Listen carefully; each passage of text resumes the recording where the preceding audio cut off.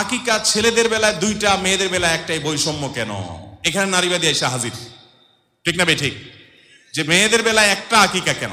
দেখুন, আকিকার একটা অন্যতম উদ্দেশ্য হলো এটা মানুষের সুস্থতার জন্য ইন্স্যুরেন্সের মতো।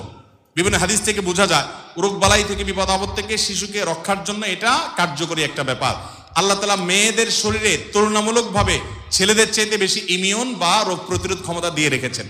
এই জন্য তাদের বেলা একটা হলে যথেষ্ট হয়ে যায়, ছেলের বেলা একটা হলে হয় না, দুইটা লাগে। এখানে বৈষম্য না, আল্লাহর চাইতে আপনি বেশি বুঝেন না। এই জন্য আপনি দেখবেন যে ছেলেদের তুলনায় মেয়েরা দেখবেন যে হায়াত বেশি পায়, অসুস্থ ছেলেরা তুলনামূলক বেশি হয়। তাছাড়া ছেলেরা বাইরে কাজ করতে হয়, তারা নানা বিপদ আপদ, অ্যাক্সিডেন্ট, দুর্ঘটনার মুখোমুখি যতটা হয়, মেয়েরা তুলনামূলকভাবে ছেলেদের চাইতে এই ক্ষেত্রে সেফ থাকে।